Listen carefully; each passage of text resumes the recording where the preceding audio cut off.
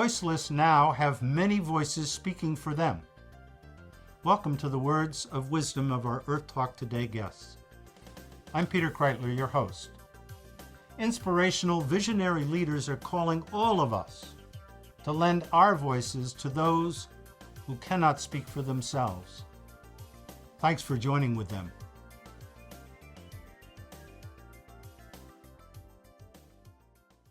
David, you travel the earth speaking and listening. In the First Nation world and the world of indigenous peoples, they often speak of wisdom keepers. You have become a wisdom keeper for many, as you get a little whiter and a little grayer, and I kind of understand that.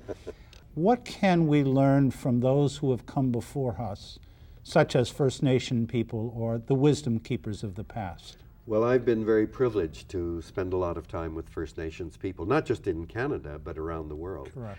And the thing that's impressive is that if you listen to their stories and their songs and their prayers, they tell us over and over who they are and where they belong. There's that sense of rootedness to place.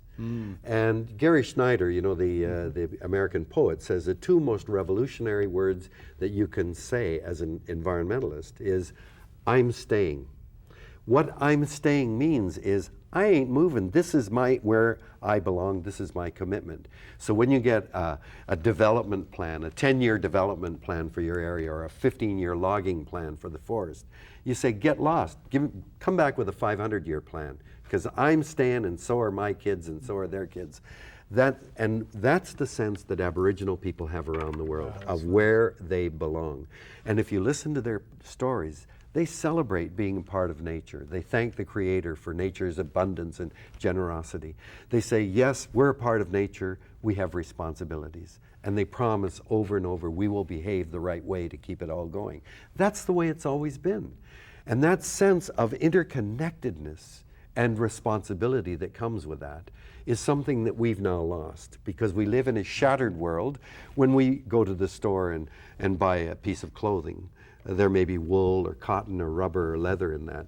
How many of us ever say, gee, where was that cotton grown? You know, was it organic? Cotton is one of the most chemically intensive crops we grow.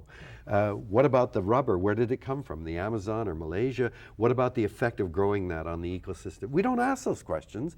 We think, I work, I make money, I buy it, that's it. I can wear that We thing. ask how much does it cost and do I want it? And we don't understand the act of purchasing that product has repercussions that go around the world. When we buy a TV, a computer, or a car, how many of us think, gee, there's a lot of metal in here? Mining is one of our most destructive activities. I wonder where the metals came from. You know, we don't ask those questions. And I see it in the food that we eat. You know, people are concerned about their health. But I'm sure in Los Angeles everybody wants salmon because of the omega-3. But do you ever ask, is this an Atlantic or a Pacific salmon? Why does that matter? Well, if it's an Atlantic salmon, 100% of them are farmed. Does that matter? You're damn right it matters. We're farming fish in the oceans, and guess what? They're carnivores. What land animal do we grow that's a carnivore? That would be like saying, I'm going to grow lions and tigers, and because I want to eat lion meat, and we're going to feed them chickens, pigs, and goats. Well, I mean, anybody would say, that's crazy. Eat the chickens, pigs, and goats. But with fish, we don't think anything of it. Where do we think we're feeding the fish, the salmon from? Guess what? They go down to South America. Those huge factory ships get sardines, anchovies that Indians in South America have depended on, but now they're not there. So it's a social issue.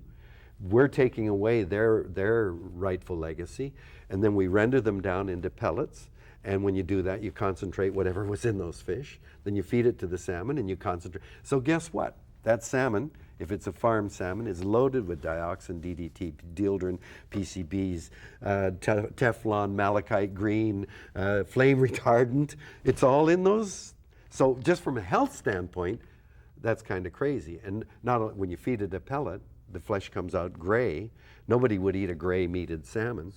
So a week before the salmon's going to market, they come to you with a fan of colors from bright red to yellow. You pick the color, they feed it a dye that stains it the color that you want to eat.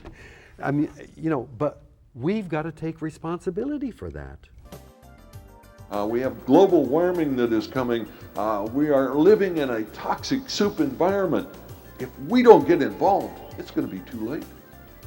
Look in the eyes of a child and ask yourself the question, is there going to be a future for our children and grandchildren if we don't get involved?